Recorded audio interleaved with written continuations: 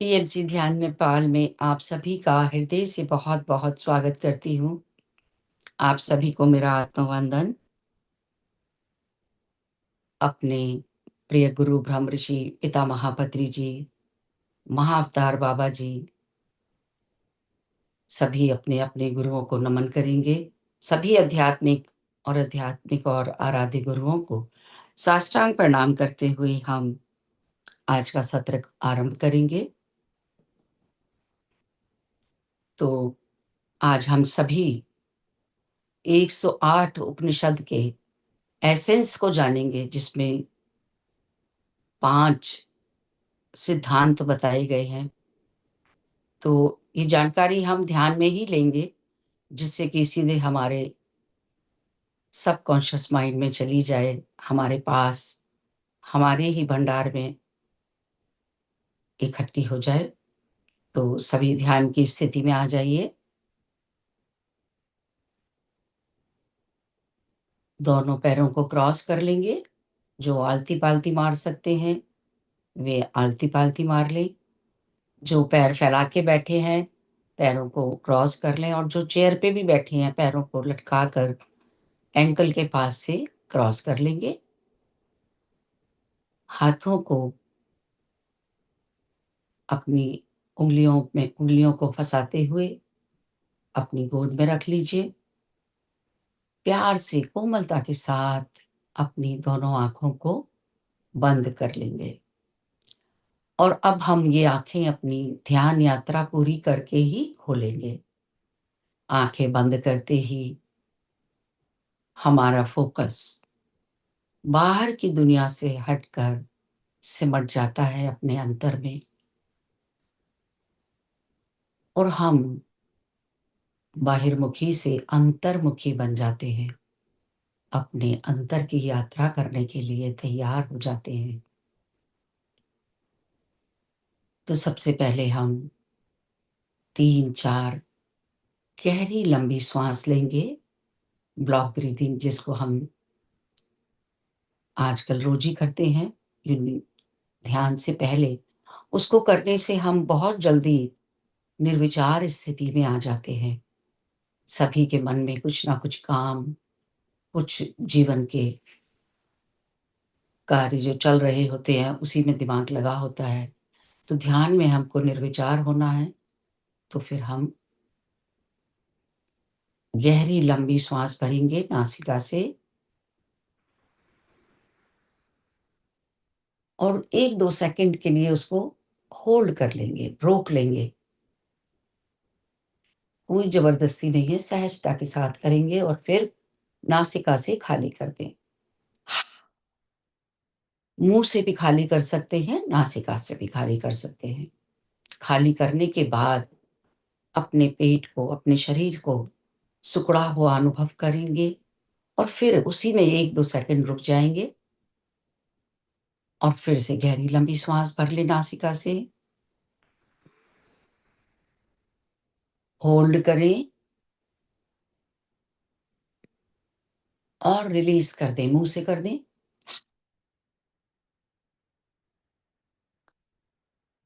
1-2 साँस और ले लीजिए इसी तरह।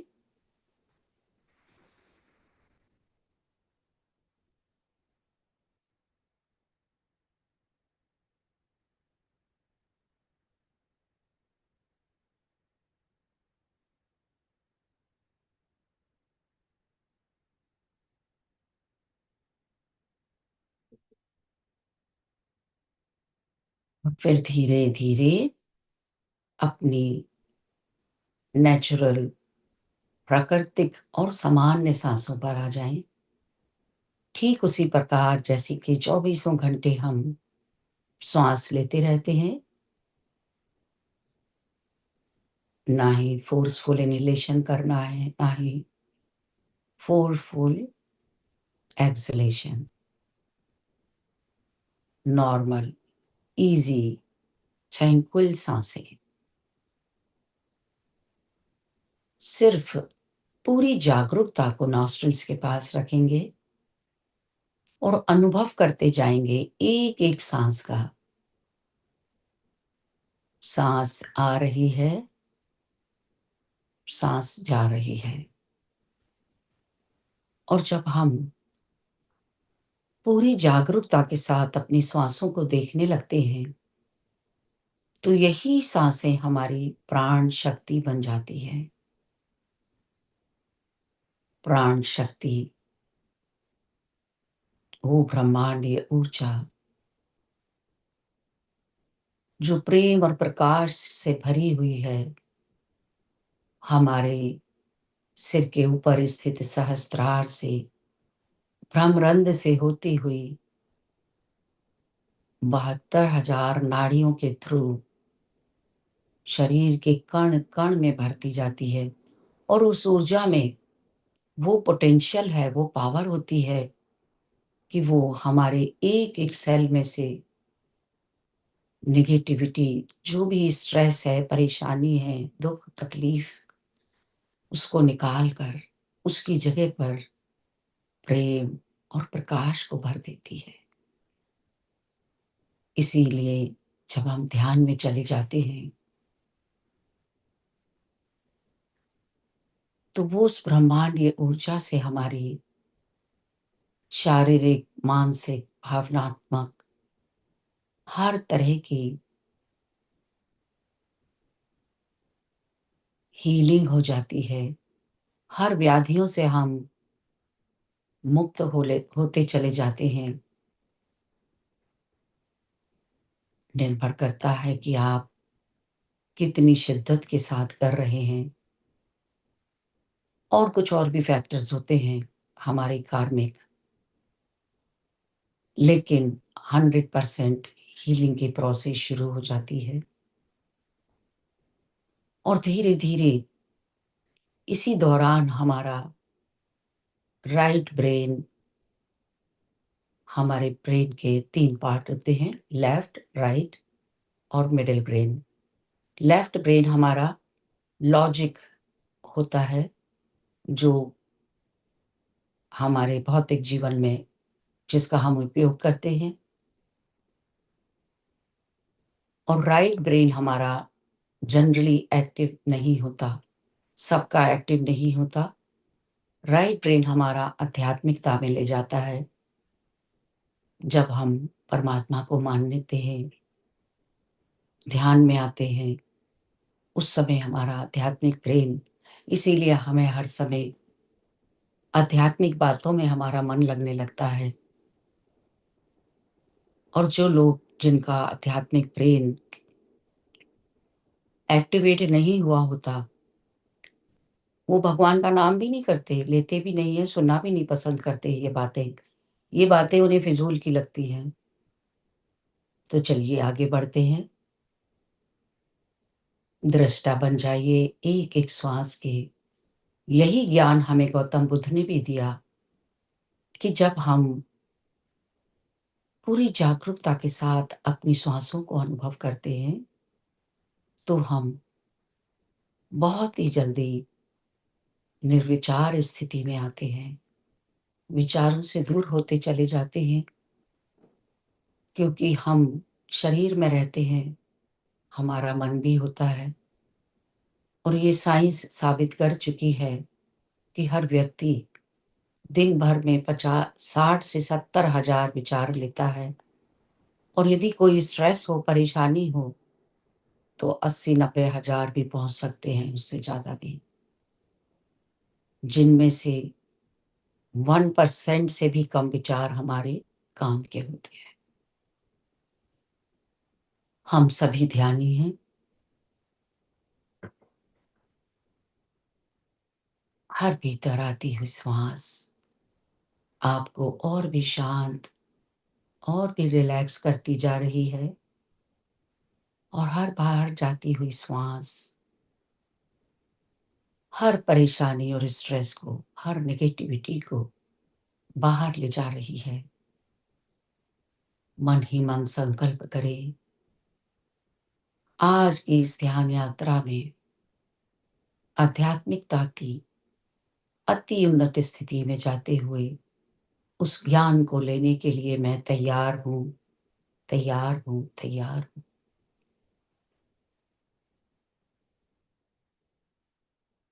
मन ही मन अपने पूरे शरीर का इंट्रोस्पेक्शन कर लें एक बार। मन की आँखों से अपने पैरों से लेकर सिर तक एक-एक अंग को निहारते हुए, कहीं कोई स्टिफनेस है तो उसको रिलीज़ कर दें, रिलैक्स कर लें।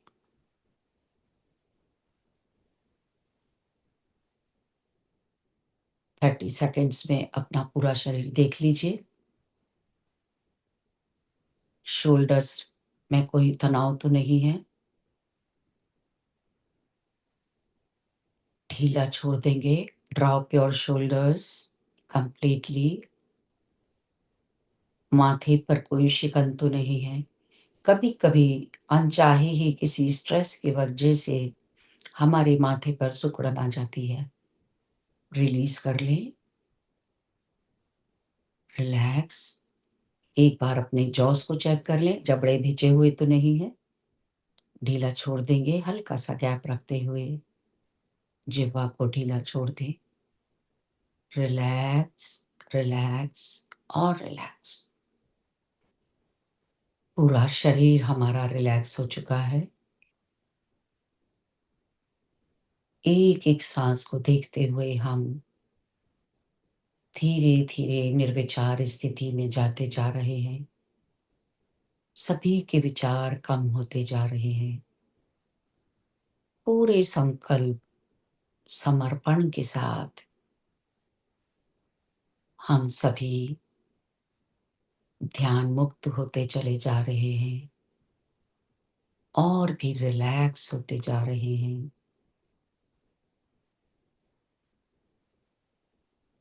आप सभी दिव्य आत्माएँ हैं। सभी मुक्त होते चले जा रहे हैं विचारों से। फिर भी यदि कोई विचार आ जाता है, तो परेशान ना हों। उस विचार की ओर ध्यान ही ना दें, उसे ऊर्जा ही ना दें, इग्नोर कर दें और मन ही मन बोलें, जाओ और विश्वास रखिए वो चला जाएगा। क्योंकि आप एक शक्तिशाली पावरफुल आत्मा हैं। हमारा शरीर और हमारा मन हमारा मिला हुआ कुछ समय के लिए हमें मिला हुआ है।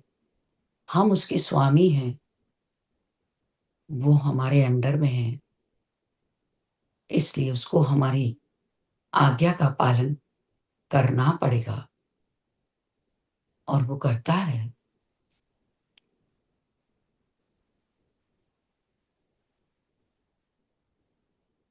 पूरी तरह से शांत ब्रह्मांड की सभी दिव्य ईश्वरीय शक्तियों को कोटि-कोटि प्रणाम। विघ्नहर्ता श्री गणेश, देवादिदेव महादेव, आदि माँ पराशक्ति, महावीर हनुमान, उच्च लोक के सभी देवी-देवताओं को कोटि-कोटि प्रणाम, कोटि-कोटि आभार। माँ वसुंधरा को प्रणाम करेंगे। संपूर्ण प्रकृति को प्रणाम। पंच महाभूत को प्रणाम। हिमालय के सभी भूत, भविष्य और वर्तमान के सिद्ध संत, अरिहंत, महंत, सभी ऋषि मुनियों को, ब्रह्म ऋषि पितामह पत्री जी, महाअवतार बाबा जी, साईं बाबा, गुरु नानक देव जी, अपने-अपने गुरुओं को ध्यान में जाने से पहले साष्टांग प्रणाम करें। आभार करें कि हम उनकी ऊर्जा के साथ जुड़कर उस ज्ञान को भी ले सकें और आध्यात्मिकता में और एक सीढ़ी चढ़ पाएँ। सभी हीलिंग मास्टर्स, धन्वंतरी, चरक, सुश्रुत, आर्कएंजल राफेल, अपने-अपने स्पिरिचुअल गाइड का हृदय से धन्यवाद। उन सभी दिव्य आत्माओं का जो हमारे साथ ध्यान में जुड़ती जा रही हैं। जब भी हम ध्यान करने बैठते हैं, अनेकों एंजल्स, आर्कएंजल्स हमारे साथ जुड़ते चले जाते हैं। तो आज हम उन 108 उपनिषद का एसेंस को जानेंगे, उसके उस निचोड़ को, क्योंकि ये वो वेदांतों का ज्ञान है जो लाइफ को, हमारे जीवन को बदल सकता है, और जिसमें से हम सभी बातों को जानते हैं। और हमने ये सब पत्री जी के मुख से भी सुनी हुई है, अनेकों ज्ञानियों ने, क्योंकि ये ज्ञान सब हमारे सभी वेदों और उपनिषदों में से निकाल कर उसका निचोड़ कुछ सूत्र बनाए गए हैं। ये हजारों साल पहले का इतिहास है। ये वो ज्ञान है जो हमारे वर्तमान के जीवन को बदल सकता है। हमारे ऋषियों ने जीवन का एक ऐसा नक्शा तैयार कर दिया था, जो आजकल की इस भाग-दौड़ की ज़िंदगी, इस ज़िंदगी में जहाँ सुकून नहीं है, उस जीवन में एक शांति की लहर आ जाती है। हम एक सीढ़ी चढ़ जाते हैं और हमें मिलता है शांति, जो तनाव, चिंता और खालीपन से हमें दूर ले जाती है। क्योंकि इस भाग-दौड़ की ज़िंदगी में हर रोज़ हर एक के मन में ये सवाल उठता है, क्या यही जीवन है? ध्यान में आने के पहले भी हम भी यही सोचते थे। अपना रूटीन से पूजा-पाठ भी कर लिया, घर के काम भी कर लिए, फिर समझ नहीं आता था, काम खत्म ही नहीं होते, शांति ही नहीं मिलती, भाग-दौड़ लगी ही रहती है।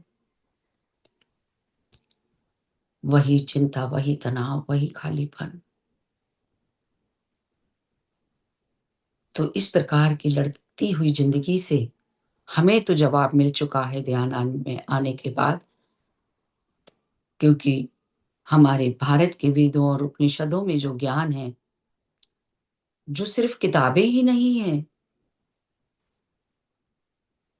ये चेतना का समुद्र है, ध्यान का महासागर है। अब हम सब कुछ तो नहीं पढ़ सकते, तो इनके सार को जानेंगे, जो हमें ज़िंदगी को देखने का एक नया नज़रिया देता है। तो हम उस सार को, उन 5 ताकतवर सिद्धांतों को, जो हमारी सोच को जड़ से बदल देगा, वो हमारी ज़िंदगी के लिए एक प्रैक्टिकल गाइड की तरह है, ऐसा समझें। तो अब हम थोड़ी देर के लिए, हमारा सबका मन पूरी तरह शांत हो चुका है और हम एक-एक साँस के दृष्टा बनते हुए शून्यता की ओर बढ़ते चले जा रहे हैं। हम अपने लॉजिक माइंड को एक साइड में रख चुके हैं, तो इस समय हमारा स्पिरिचुअल माइंड, यानी कि राइट ब्रेन एक्टिव हो रहा है।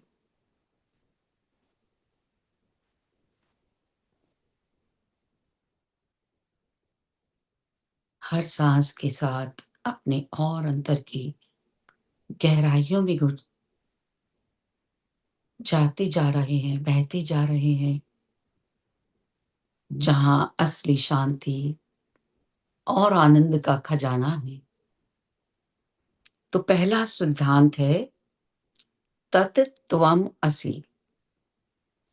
तत् त्वमसि, जो मैंने तो पहली बार पितामह पत्री जी के मुँह से ये वाक्य, ब्रह्म वाक्य सुना था, जिसका सीधा मतलब होता है कि तुम वही हो, तुम वही हो। तो उपनिषद कहते हैं कि दुनिया की सबसे बड़ी ताकत, शक्ति जो ग्रह को चला रही है, नक्षत्रों को चला रही है, जिन्हें ब्रह्म कहते हैं, तुम ही हो, तुम कोई अलग नहीं हो, उसी ब्रह्म का एक हिस्सा हो।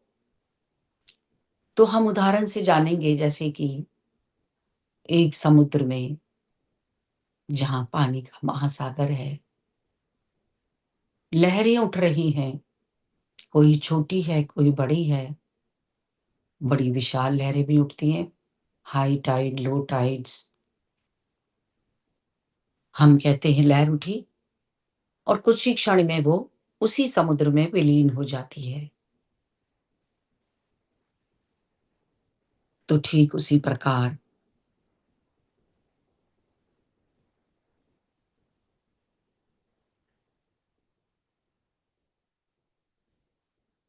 हम भी ब्रह्म हैं, उस परम तत्व का एसेंस,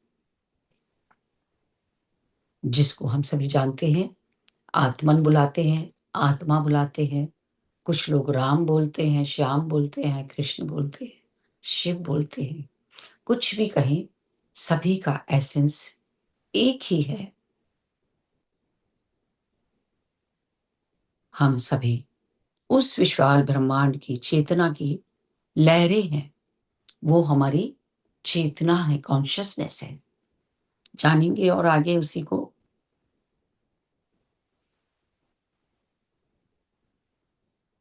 तो हमारा मन और शरीर जो है वो लहरों की तरह है और हम उस शांत समुद्र की तरह हैं।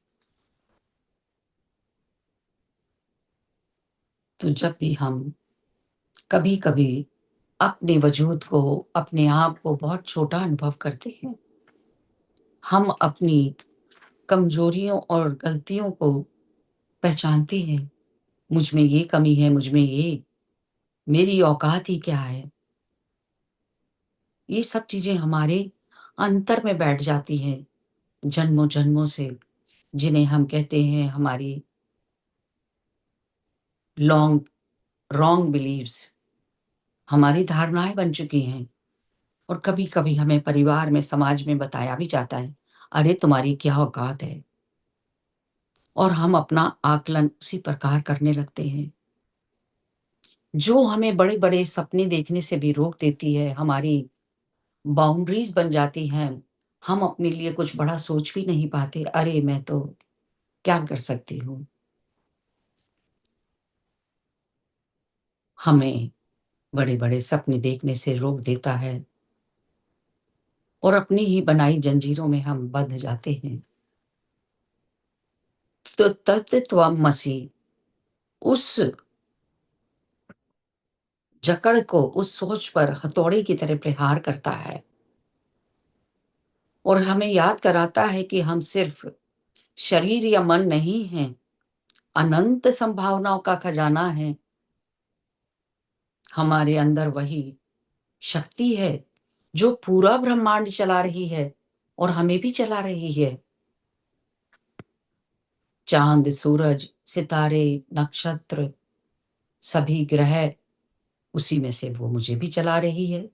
तो वही शक्ति मेरे अंदर निहित है और वही तत्त्वमसि, वही तुम्हारे में भी है। मैं अकेली नहीं हूँ, सभी हम उसी में आते हैं।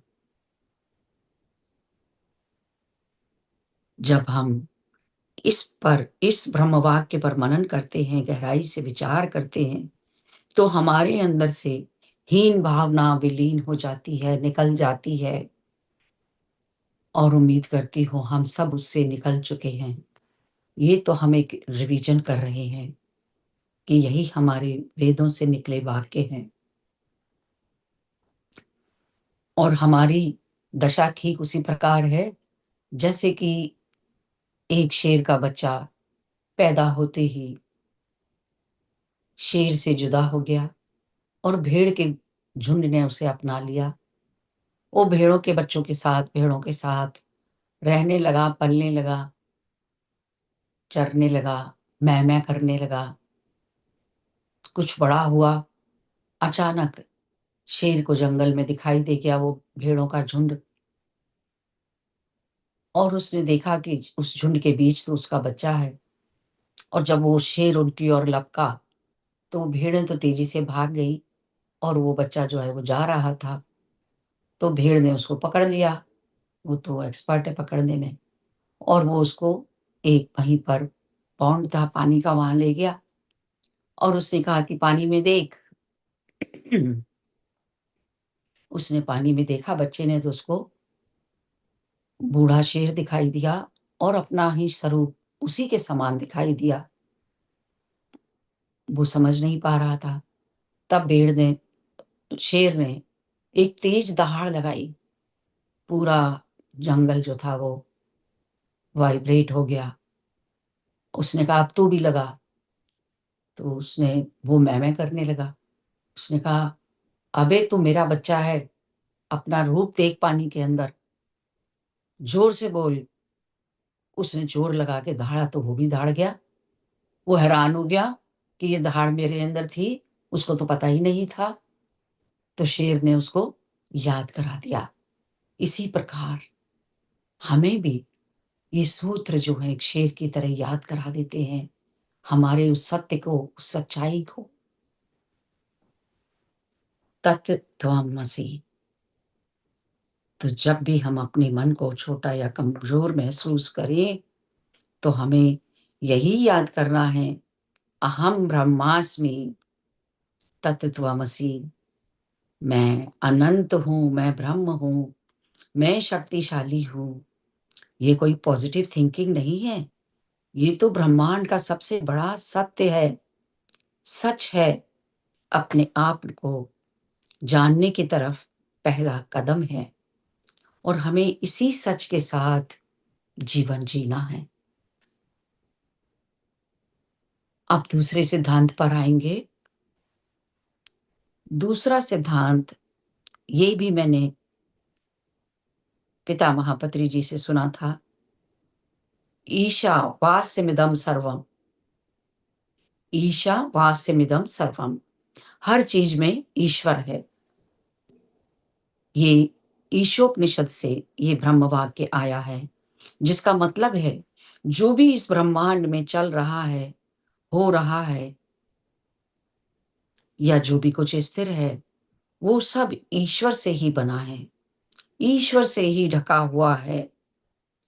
ये एक बहुत बड़ी बात है। इस संसार में जो कुछ भी है, वो साधारण या अपवित्र नहीं है।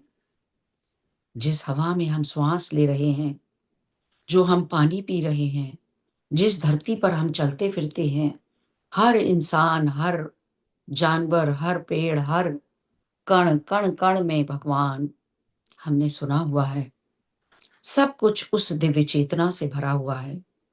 ईश्वर कहीं दूर आसमान में नहीं बैठा हुआ,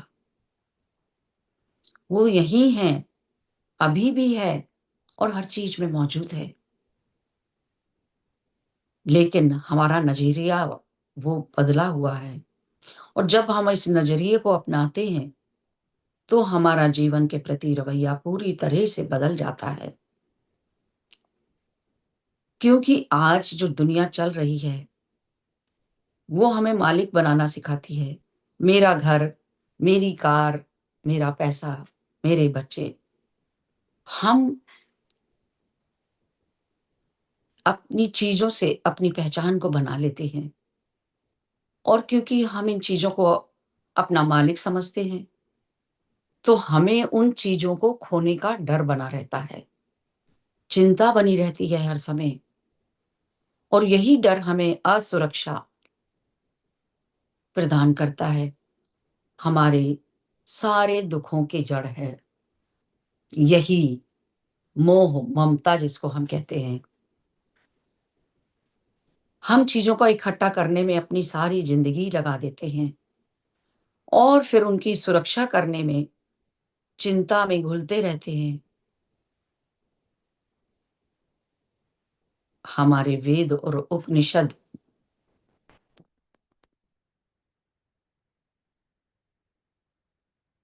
हमें रास्ता दिखाते हैं। दूसरा रास्ता जो उसने सुझाया, तो वो जो कहता है उसका अर्थ है कि त्याग के साथ भोग करो। उन्होंने तो मंत्र दिए हुए हैं, ब्रह्म वाक्य बड़े-बड़े, जिसका अर्थ है कि त्याग के साथ भोग करो। इसका ये मतलब नहीं है कि सब कुछ त्याग कर छोड़कर जंगल में चले जाएँ। इसका मतलब है कि सिर्फ़ मालिक होने के एहसास को त्याग दो और दुनिया की चीज़ों को इस्तेमाल करो, उनका आनंद उठाओ, एक मालिक की तरह नहीं, एक केयरटेकर की तरह, एक निगरानी जैसे चौकीदार करता है उसकी तरह। तो इसको भी हम उदाहरण से जानेंगे कि जैसे हम एक बहुत ही खूबसूरत बगीचे में गए हैं, जहाँ पर तरह-तरह के रंग-बिरंगे फूल लगे हुए हैं, तितलियाँ घूम रही हैं, सुंदर झरने बह रहे हैं। हम बगीचे में उस सुंदर दृश्य का अपनी आँखों से आनंद लेते हैं। सुंदर महक को अपनी इंद्रियों से अनुभव करते हैं नासिका द्वारा। पूरे आनंद के साथ कुछ देर आनंद को महसूस करते हुए, उस शांति को महसूस करते हुए और उन सब के प्रति हमें प्रेम भी पैदा हो जाता है। उस प्रेम और करुणा को अनुभव करते हुए हम वापस आ जाते हैं। हम कोई सारे पेड़ हमें अच्छे लग रहे हैं और फूलों को तोड़-ताड़ के अपने घर थोड़ी ले आते हैं। हम उसके मालिक तो नहीं बनते। ठीक उसी प्रकार हमें जीवन की हर चीज़ों के प्रति यही नज़रिया रखना है, क्योंकि हम सब ये भी जानते हैं कि ये मेरा शरीर हमेशा के नहीं है लिए नहीं है। आगे जानेंगे इसको भी। तो हम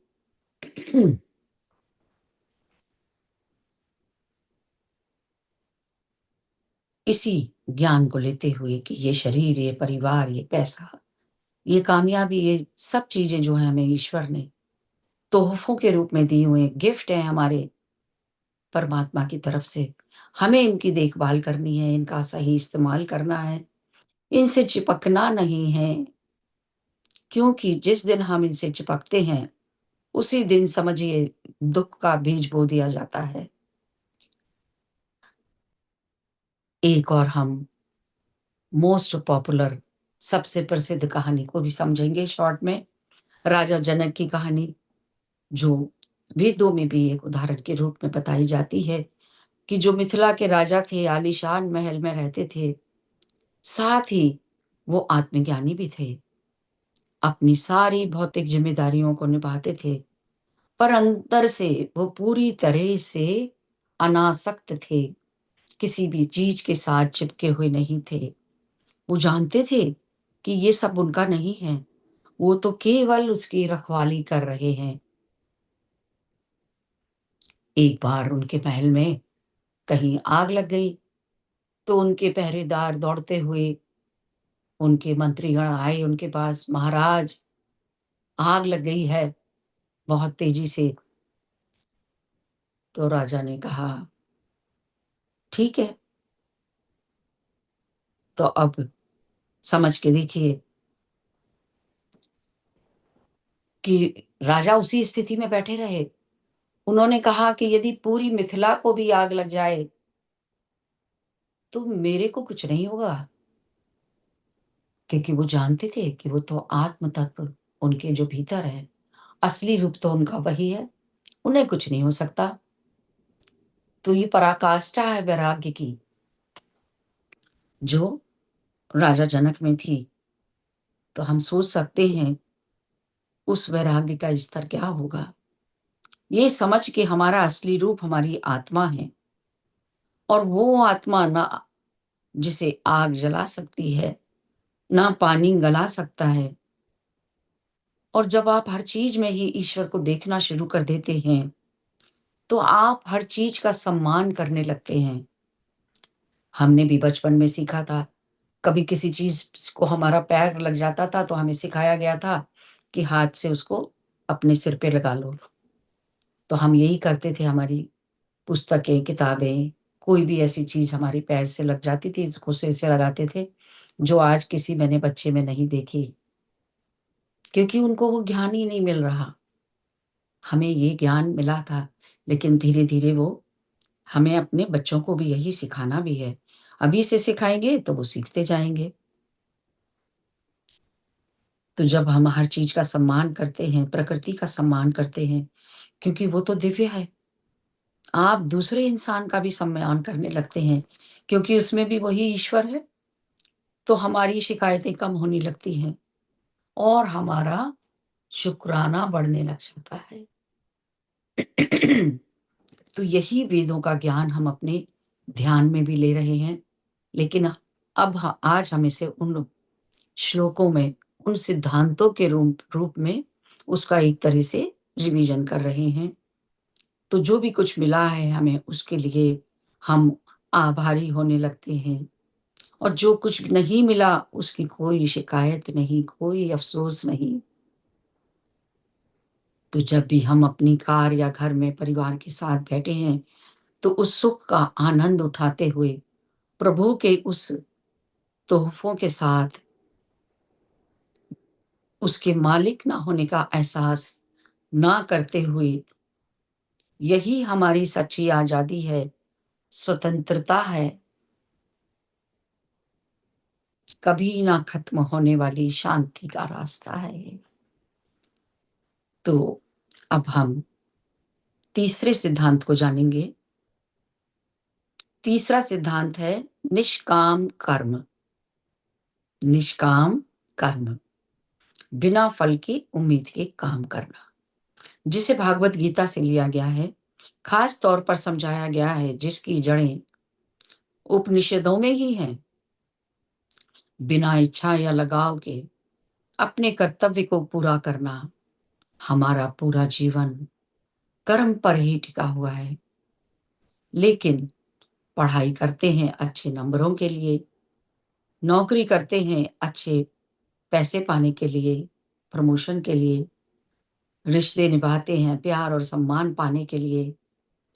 जब हमारी उम्मीदें पूरी हो जाती हैं, तो हमें थोड़ी देर के लिए खुशी मिल जाती है, लेकिन जब पूरी नहीं होती है, तो निराशा या गुस्सा आता है, दुःख होता है और चिंताएँ शुरू हो जाती हैं।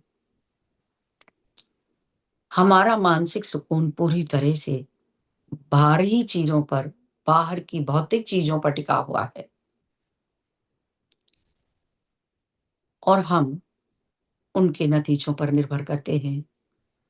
हम कठपुतली की तरह हैं।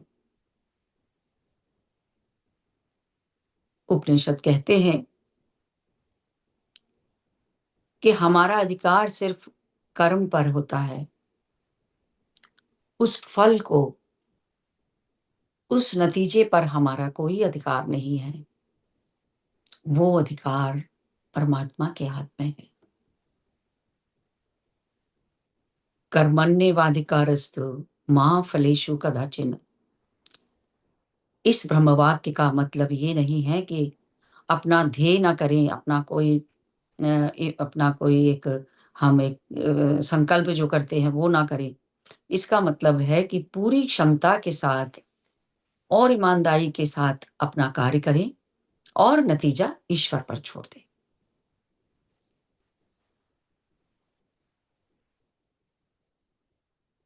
जैसे हम एक उदाहरण लेंगे, एक हॉस्पिटल में एक सर्जन जो हम शरीर की चीर-फाड़ करता है, सर्जरी करता है, स्वास्थ्य प्रदान करता है, हम ऐसा बोलते हैं कि वो हमें स्वास्थ्य प्रदान कर रहा है। वो सर्जन जब सर्जरी करता है, उस समय उसका ध्यान सिर्फ़ शरीर के उन आंतरिक internal body parts, veins, nerves, उनकी तरफ और अपने औजारों के साथ उन पर काम करने की तरफ होता है, और वो सोचता है कि किस तरह मैं इस बीमारी को दूर कर दूँ, चीर-फाड़ करता है उस उन्हें ठीक करने के लिए। उस समय उसका ध्यान ये नहीं होता कि पेशेंट मुझे फीस देगा, कितनी देगा, मुझे पैसे मिलेंगे कि नहीं? मेरी वाह-वाह होगी कि नहीं? मुझे प्रमोशन मिलेगा कि नहीं? ठीक उस सर्जन की तरह ही हमें अपना कार्य करना है। जब आप किसी भी कार्य को पूरी शिद्दत और आनंद के साथ करते हैं, बिना किसी नतीजे, बिना किसी चिंता और नाकामी के डर के साथ, तब आपकी खुशी उसके नतीजे से नहीं बंधती। हमें अपने काम को कर्तव्य और धर्म समझकर खुशी-खुशी और सुकून के साथ करना है, तब उसका परिणाम भी अच्छा होता है, पूरे सुकून के साथ। तो आजकल हम देखते ही हैं, स्टूडेंट्स पर पढ़ाई का कितना बोझ है, क्योंकि रिज़ल्ट का बोझ है उनके ऊपर और ज़्यादातर पेरेंट्स की ही दी हुई वो बोझ है, जंजीरें हैं, अच्छा रिज़ल्ट ले आना और इतना बोझ है कि उसका जो नतीजा निकलता है, हम सब जानते हैं कई बार कितना दुखदाई होता है। नौकरी पेशा लोगों पर का टारगेट उनको टारगेट दिए जाते हैं, उनके ऊपर डंडा होता है बॉस का। हर समय सभी की जिसने मानसिक शांति को छीन लिया है, चिंता में डूबे रहते हैं, सभी शांति को ढूँढते हैं फिर बाहर की दुनिया में। जब हम पूरे सुकून के साथ, आनंद के साथ अपने कार्य को करते हैं, बिना किसी स्ट्रेस के, तो वही कार्य हमारा साधना बन जाता है, पूजा बन जाता है और हम अपना बेस्ट करते हैं। तब गहरी मेहनत और खुशी के साथ ज़्यादा असरदार कार्य होता है। काम हमारी पूजा बन जाता है और ज़िंदगी एक उत्सव, ये भी हमने ब्रह्मऋषि पितामह से जाना था। अब हम जानेंगे चौथे सिद्धांत को। चौथा सिद्धांत है, आत्मा अजर है, अमर है। इसका मतलब हुआ कि मौत के डर से आज़ादी। ये हमारा सबसे बड़ा डर यानी कि मौत को संबोधित करता है। उस वेद वाक्य का अर्थ है, आत्मा अजर है, अमर है। कठोपनिषद में नचिकेता एवं यमराज के बीच हुए अद्भुत संवाद के द्वारा ये ज्ञान हमारे सामने आया। ये सिद्धांत है कि आपका आत्मा, आपका असली स्वरूप ना कभी पैदा होता है और ना ही कभी मरता है। वह अजर, अमर और शाश्वत हमेरा हमेशा रहने वाला है। नचिकेता नामक एक युवा बालक अपने पिता के यज्ञ में नाराज होकर यमराज के दरवाजे पर साधना करता है। यमराज जब उसका उनका द्वार खुलता है और यमराज उसे देखते हैं जीवित वहाँ, तो वो प्रसन्न होकर उससे 3 वरदान माँगने को कहते हैं। 2 वरदान माँगने के बाद हम उस डिटेल में नहीं जाएँगे। तीसरा वरदान वो यमराज से सवाल के रूप में माँगता है कि मौत के बाद क्या होता है? क्या कुछ होता है या सब कुछ खत्म हो जाता है?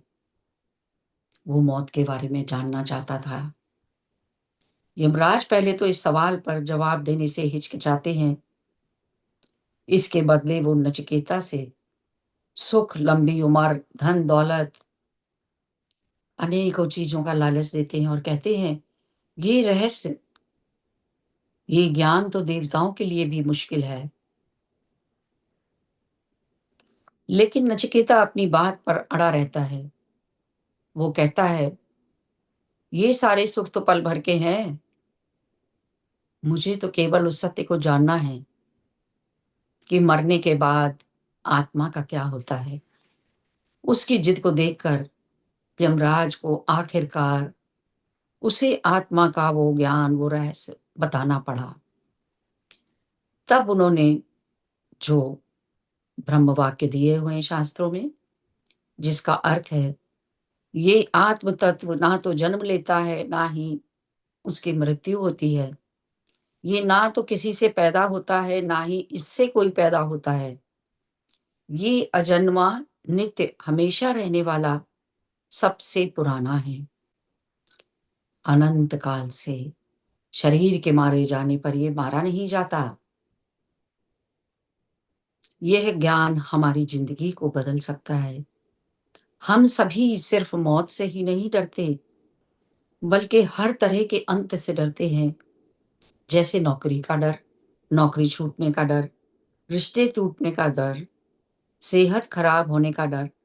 हम हर बदलाव से डरते जाते हैं। हर अंत में हमें एक छोटी मौत जैसा लगता है। हर अंत, ये डर हमें वस्तुओं से और लोगों से बुरी तरह से चिपकने पर मजबूर कर देता है। अपने प्रियजनों के साथ खास तौर पर, और हमें आज में जीने से रोक देता है, क्योंकि उस समय हम या पास्ट में और या फ्यूचर में चले जाते हैं।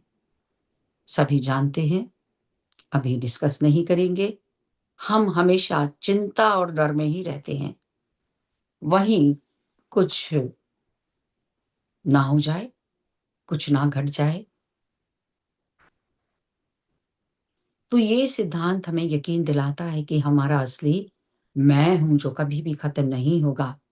शरीर तो एक कपड़े की तरह है, जिसे आत्मा एक जीवन में जो पहनती है, और जब वो पुराना या खराब हो जाता है, तो उसे उतार कर मृत्यु के साथ अगला जन्म लेते हुए नया वस्त्र धारण कर लेती है। शरीर की मृत्यु हो जाती है और आत्मा तो अमर ही रहती है। मौत अंत नहीं, एक बदलाव है। एक पड़ाव से दूसरे पड़ाव का सफर। इस ज्ञान को जानकर हमारा डर कम हो जाता है। हम जिंदगी को और हिम्मत और खुलेपन के साथ जी सकते हैं। जोखिम उठाने से भी नहीं डरते, क्योंकि हम ये जान लेते हैं कि हमारी असली में तो कभी खत्म ही नहीं होगी। रिश्तों को भी अच्छी तरह से जी सकते हैं, क्योंकि शरीर की दूरी आत्मा की दूरी को खत्म नहीं कर सकती। ये हमें अपने जन के, प्रियजन के बिछड़ने के दुःख से भी हिम्मत देती है। क्योंकि जब हम अपने किसी प्रियजन को खो देते हैं, तो दुःख होना स्वाभाविक है। उनका शरीर चला जाता है। लेकिन इस ज्ञान से हम ये भी जान पाते हैं कि हमने केवल उनके शरीर को खोया है। उनकी आत्मा, उनकी चेतना हमेशा ज़िंदा है। हम उसे अनुभव कर सकते हैं। जब कभी डर या चिंता हो, तो ध्यान में बैठकर अपनी शुद्ध चेतना में आकर, अपनी शुद्ध चेतना, आत्मा या अपने अपने होने के एहसास को अनुभव करते हुए अनुभूति करें उसकी। हम आत्म स्थिति में ही उस आत्मा को अनुभव कर सकते हैं। क्योंकि आप वो लहर नहीं है जो विलीन हो जाती है। आप तो अथाह शांत समुद्र हैं जो हमेशा रहता है।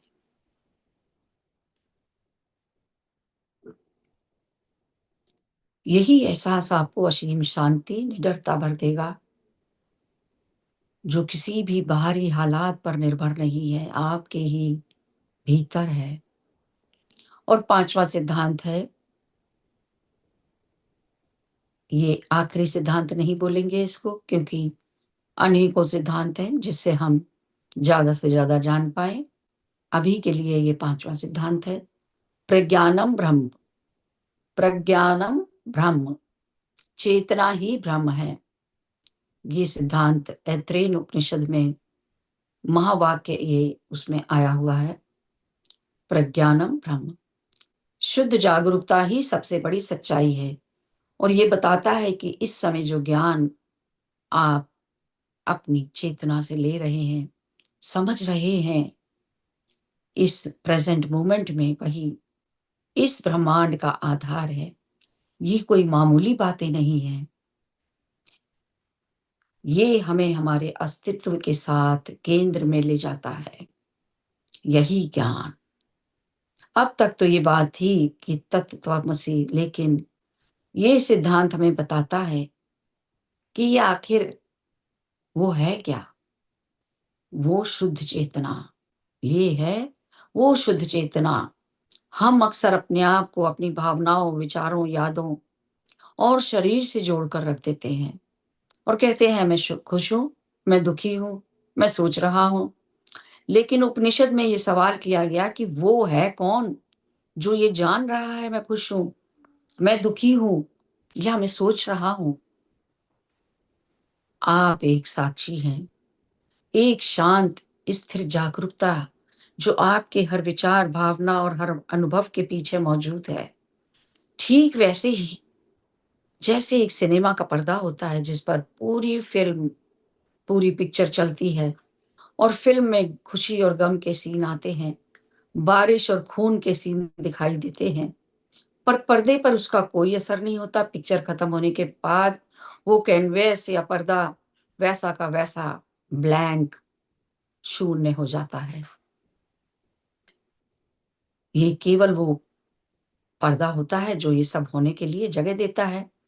तो भ्रम कहता है कि आप वो मूवी नहीं हैं, आप वो स्क्रीन या पर्दा हैं जो सिर्फ जिसे हम साक्षी, अनुभवकर्ता या चेतना कहते हैं। आपके विचार आते जाते रहते हैं, भावनाएँ बदलती रहती हैं, शरीर बूढ़ा हो जाता है, हालात बदलते रहते हैं, लेकिन वो जानने वाला, वो चेतना हमेशा एक जैसी ही रहती है। जब आप बच्चे थे, तब भी वही चेतना थी और आज भी वही चेतना है और भविष्य में भी वही चेतना रहेगी, चाहे शरीर रहे, ना रहे। शरीर तो रहता ही नहीं है। यही साक्षी भाव साधना ही ध्यान का असली मतलब है। जब आप अपनी आंखें बंद करके बैठते हैं और अपनी सांसों से जुड़ जाते हैं, तो धीरे-धीरे अपनी पहचान को, जो हमारी मिथ्या पहचान है, उन चेहरों को हटाना शुरू कर देते हैं। अपने व्यक्तित्व को विलीन करते जाते हैं और कुछ ही देर के लिए, चाहे थोड़ी ही देर के लिए, वो हम सब कुछ भूल जाते हैं और अपने अस्तित्व से जुड़ने लगते हैं और जान जाते हैं कि मैं विचार नहीं हूँ, मैं तो सिर्फ उनका अनुभव करता हूँ, साक्षी हूँ। और यही अलगाव आपको ज़बरदस्त शांति और स्पष्टता देता है। साक्षीपन का एहसास हमें सचेत और जागरूक बना देता है। जब भी कोई नकारात्मक भाव आता है, तो उसमें बहने के बजाय उसे एक बादल की तरह समझिए। उसे देखें कि जैसे आसमान में बादल आए और चले गए, ठीक उसी प्रकार हम ही उसे चुन सकते हैं कि हमें इस प्रकार की प्रतिक्रिया करनी है या नहीं। ये चुनने की शक्ति ही सच्ची आज़ादी है। यही इसी समय मोक्ष की स्थिति है। मांडू के उपनिषद में इसी चेतना की 4 अवस्थाओं के बारे में बताया गया।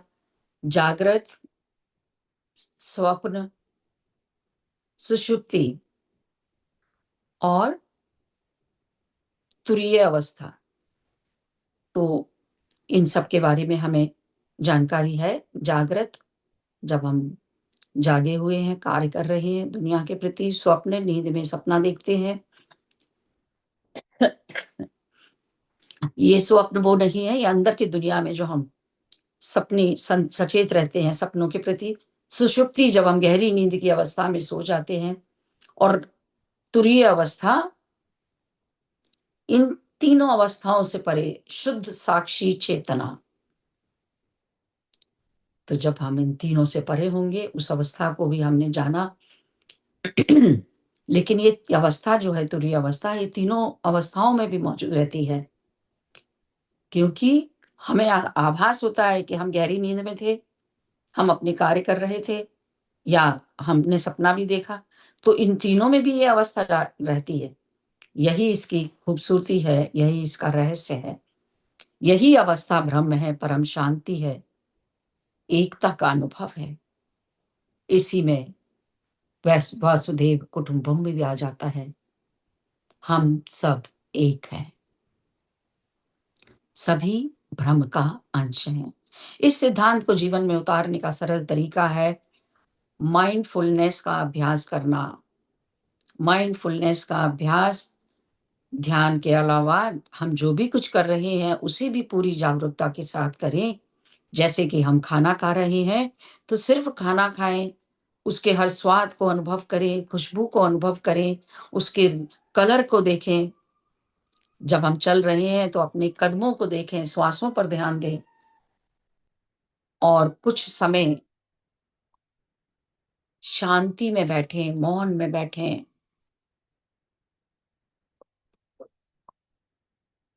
पूर्ण शून्यता के साथ ये स्थिति हमारे ध्यान में भी आ जाती है। परम शून्यता, परम सत्य।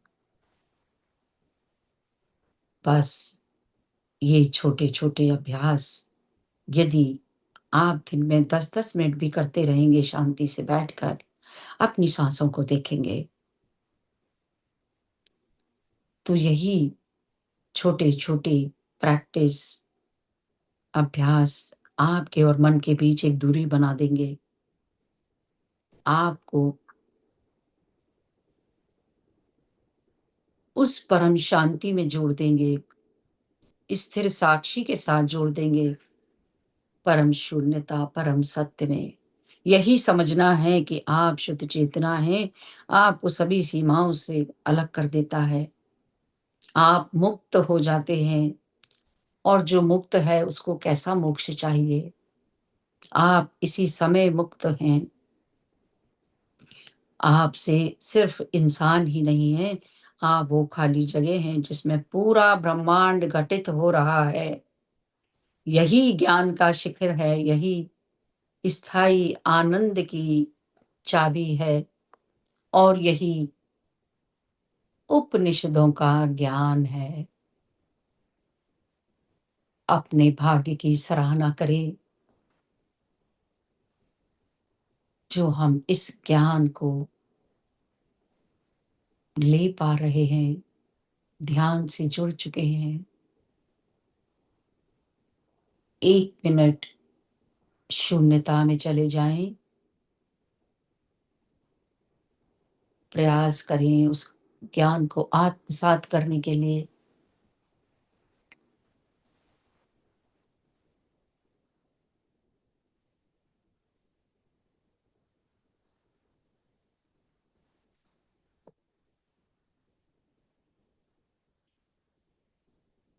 धीरे-धीरे अपनी भौतिक चेतना में आने का प्रयास करेंगे।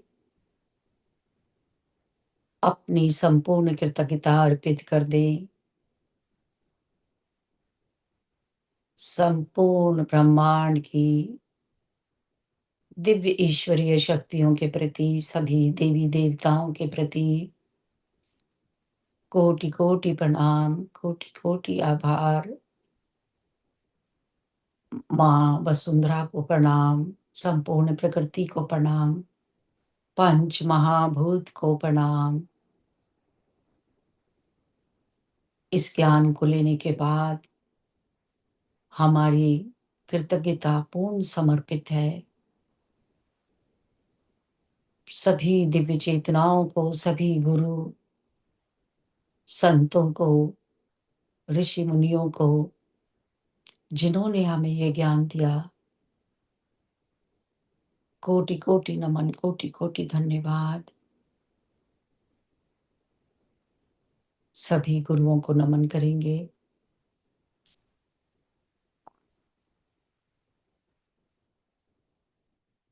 सभी दिव्य चेतनाएँ जिनका हमने आवाहन किया और जो हमारे साथ जुड़े, उन सबको भी, सभी एंजल्स, आर्कएंजल सभी का हृदय से धन्यवाद, धन्यवाद, आभार।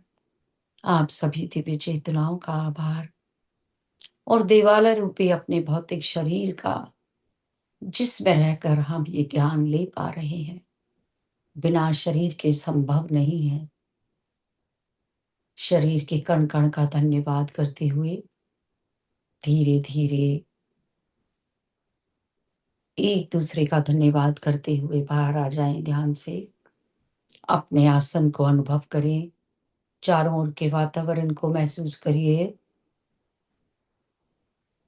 धीरे से अपनी हथेलियाँ अलग करते हुए उन्हें रब करेंगे, ऊर्जा पैदा करेंगे उसमें। अपनी पूरे शरीर पर धीरे-धीरे लगाएँ, धारण करें उस ऊर्जा को। हथेलियाँ, पलकें अपनी हथेलियों के बीच में धीरे-धीरे खोलते जाएँ।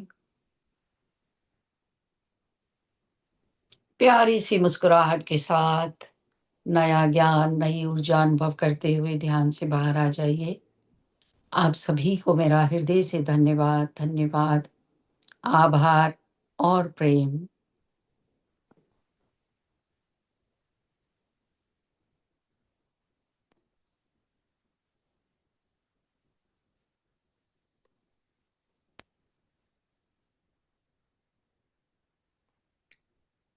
थैंक यू दीदी, बहुत गहरा ध्यान,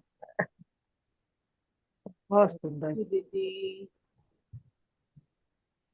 ध्यान में धन्यवाद ये दीदी, ज्ञान धन्यवाद धन्यवाद दीदी। धन्यवाद संतोष जी, बहुत सुंदर ध्यान, बहुत डीप ध्यान। धन्यवाद जी, धन्यवाद, थैंक यू, बहुत-बहुत। क्यों संतोष जी, आपने बहुत अच्छा जो बोला, बहुत बढ़िया, बहुत सुंदर बोला। हाँ, हालाँकि हम जानते तो हैं ये सब कुछ एक जगह और इकट्ठा करके बोला आपने, बहुत अच्छा लगा। जी, बस यही मैं बोलना चाह रही थी कि ज्ञान तो सबको ध्यान में आने के बाद हम ये सब ज्ञान लेते जा रहे हैं, लेकिन और भी, क्योंकि जब इस ज्ञान का हम बार-बार रिवीजन करते हैं, जैसे हम एग्ज़ाम देने जाते हैं तो बार-बार रिवीजन करते हैं ना, तो हम भी अपने चैलेंजेस से जूझने के लिए जब इन सब चीज़ों का बार-बार रिवीजन करते जाते हैं, तो हर चैलेंज से लड़ने के लिए तैयार रहते हैं, बिल्कुल। है ना? जी, जी। तो आप सबके साथ मिलके मुझे ये मौका मिला, मैं माध्यम बनी इसके लिए, मैं अपने आप का भी धन्यवाद करती हूँ। धन्यवाद आप दीदी। सभी का भी।